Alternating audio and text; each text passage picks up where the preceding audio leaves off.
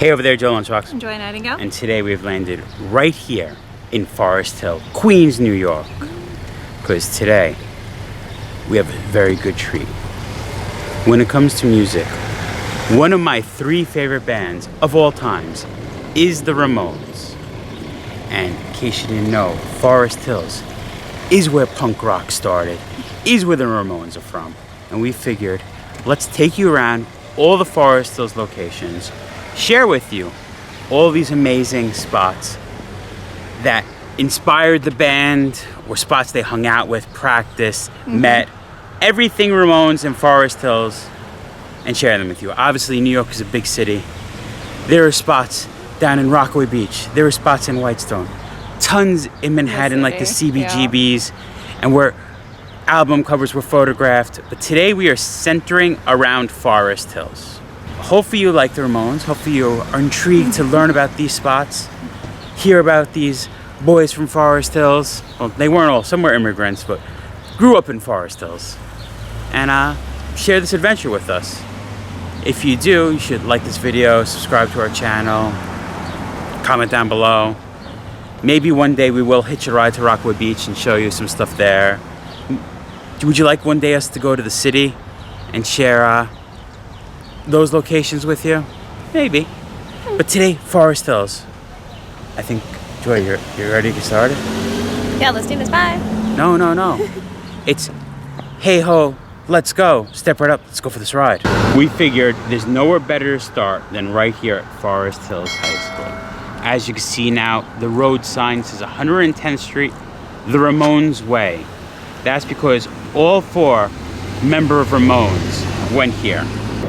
We're talking Jeffrey Hyman, Douglas Calvin, John Cummings, Thomas Erday. Obviously, those names might not sound familiar. Let me redo that. Jeffrey Hyman, aka Joey Ramone. Douglas Calvin, aka Dee Dee Ramone. John Cummings, aka Johnny Ramone. And Thomas Erday, aka Tommy Ramone. Now, all 4 of them didn't know each other while in high school, though. John Cummings did befriend Thomas Erday back in high school. And while in high school, all 4 of these boys, they grew up a little hard. Like the kind of kids that are angry at the world. Like the kind of kids that nowadays listen to punk rock. They were the ones that decided to make punk rock. John and Tom, they started here. They befriended each other, being outcast, over the love of music. And in 66, 67, they formed a band called Tangerine Puppets. That was their start in the music industry, which obviously would continue way further. You figure a lot of the songs inspired by their youth. You could actually say that Forest Hills High School is a rock and roll high school. And a lot of music came out of this high school. Simon and Garfunkel both also went to Forest Hills High Schools. They don't get Simon and Garfunkel way though. No, the Ramones way. They created a whole music genre, redefined music. I do also like Simon and Garfunkel. Jerry Springer also went there. I don't think the Ramones got their Jerry beats though. It is really cool that they decided right in front of the high school to change the road name. They added to the 110th Street, the Ramones Way, and they honored them. That was all the way in 2016, pretty recent. All right, we're gonna actually head a little north now, and we're actually going to go to Joey Ramone's childhood home. Right now we stand in front of 6403 110th Street here in Forest Hills.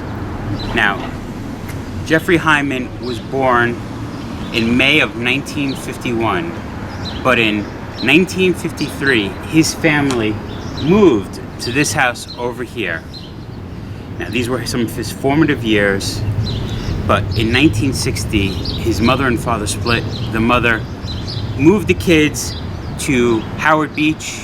Her and her new husband went to France, bought a car, and then the new husband died in a car accident.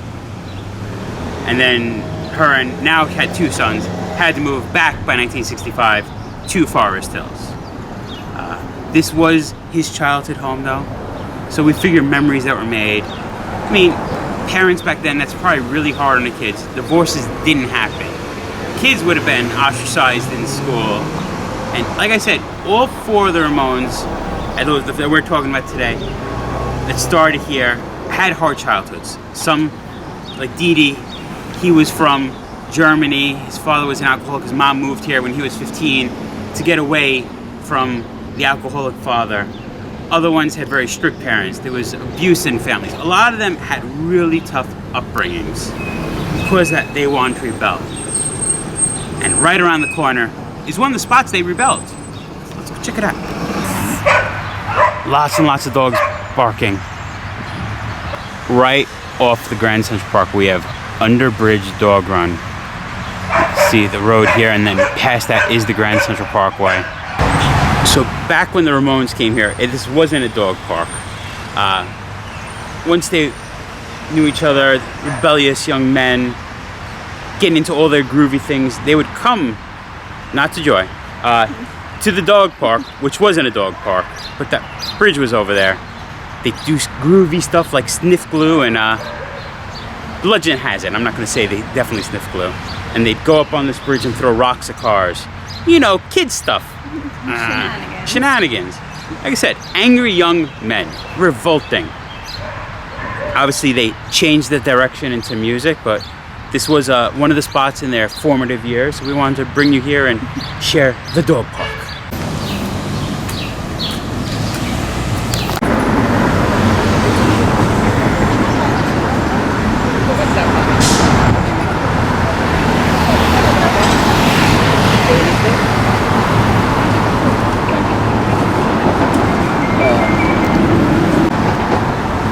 Behind me stands a fancy apartment building titled the Grover Cleveland at 6738 108th Street. Now, John William Cummings, aka Johnny Ramone, he lived here. But here's where I run into a problem.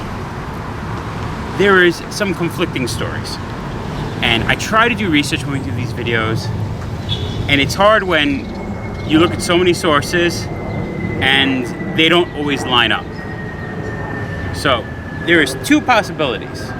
One, he was born in 48, and in 49, his father was a steam fitter, and his father was doing well, and they moved here. Or the other story is in 72, he got married. At that point, Johnny was a plumber, was doing good for himself with his wife, and they moved to the Grover Cleveland. I don't know, he could have lived here as a child, then came back. It's the only thing in all the research I can't figure out. All I know is Johnny Ramone did live here, and by 1976, he divorced his wife and moved to Manhattan. So, in some of his years, though, the Grover Cleveland was the home of Johnny Ramone. We made our way to the corner of 67th Avenue and Yellowstone in front of this massive apartment building. This is Birchwood Towers, and this tower's name is the Bel Air. So the building behind us, we were talking about Jeffrey Hyman, aka Joey Ramone. Last we left off, he was living in the other house we showed you. Mom got divorced, moved to Howard Beach. New husband dies, moves back to Forest Hills. They moved to that tower. This would have been around 1965. At this point, Jeffrey's getting into music. He starts on the guitar. At the age of 17, he switches to the drums. He's in a band called Sniper as Jeff Starship, and music is obviously what is a passion here. After the band Sniper he was in is when music started coming together. By this point, Dee Dee knows Johnny. They both decide to cash in some paychecks, buy some music instrument, start a band. They need another musician, and they get Jeffrey, aka Joey. Dee Dee was the first one of the band to take the name Ramone.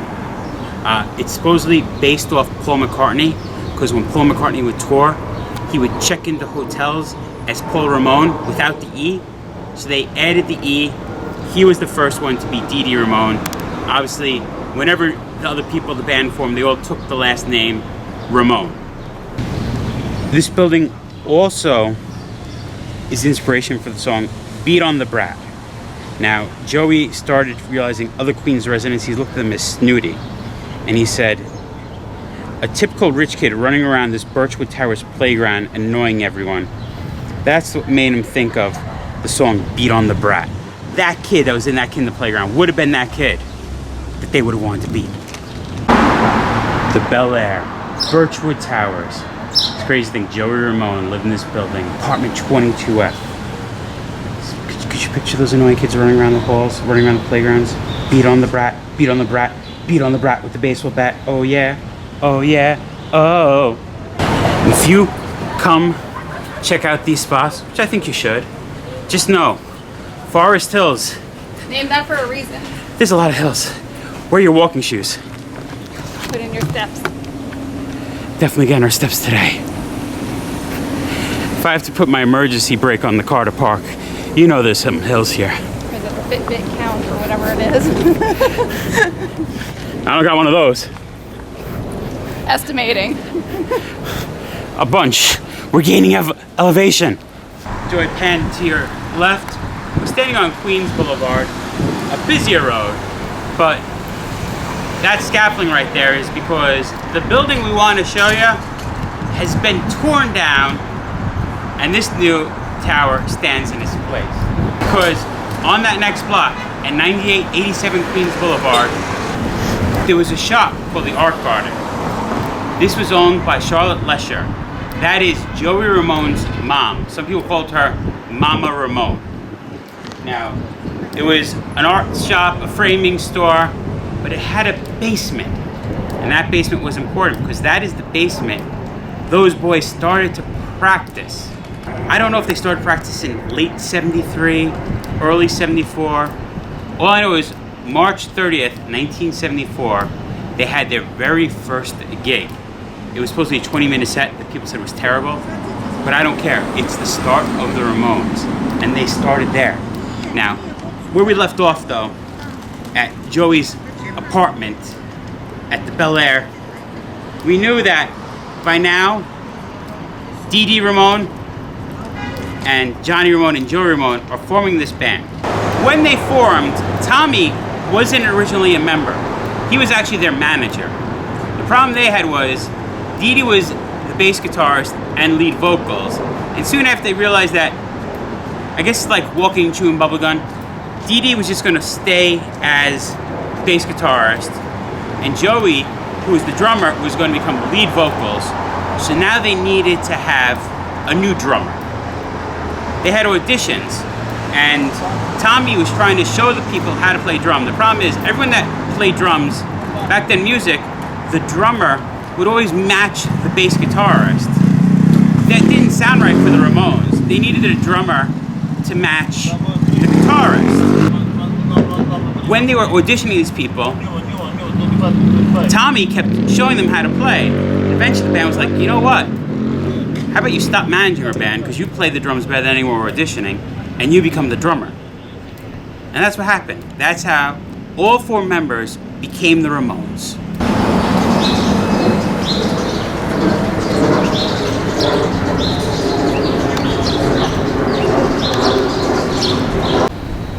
We've made our way to the ramp on 66th Avenue between 99th Street and 102nd Street. You can see in this mural by Ori Carino, the Ramones are a band. We have instruments. We have hanging out. This photo was shot by famous rock photographer Bob Gruen. He shot a bunch of their album covers. You might know there's a famous photo of John Lennon with the New York t-shirt. He shot that too. And this ramp's important. They did hang out here. Joey said this is where he dreamt up the first line to the song Judy is a Punk. Right here at this ramp. Obviously it was important. Hang out, do their groovy things, dream of their music, and come back to the spot because it was important to them to take this photo with that photographer. So there it is, where punk rock began. You can argue that no, punk rock didn't start here, it was another band. But the Ramones, they did music their way. That 3-chord sound that they used became sort of like the blueprint for punk rock. They are the band that made CBGB's the epicenter of punk rock. So you could argue maybe they didn't. Was it the band that was the birth of punk rock? And if you want to make the argument, just comment down below. Tons of arguments. But make sure you still like the video, even though you're arguing in the comments. I mean, for me, they're music history for me. Like, Yeah. they're here. We grew up not too far away from this. Like, They were at the forefront of punk rock. They definitely created a whole new music genre, which evolved into many other music genres. So much music, all because of these four guys. This ramp, the birth of punk rock. And here is that original photo that inspired the mural. I think we're going to come here and not go up the ramp. This ramp led to a parking garage. oh no, it's more steps. They would hang out here.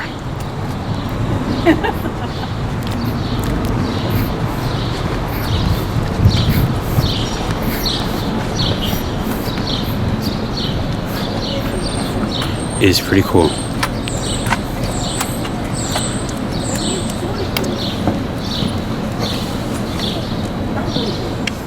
Joy is a punk rocker. Joy is a punk rocker.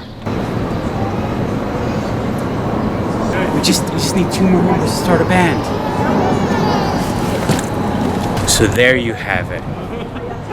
We've come to Forest Hills and discovered as many locations as we could find to share with you of the Ramones. Started from their high school to some of their homes, spots they hung out, like this ramp.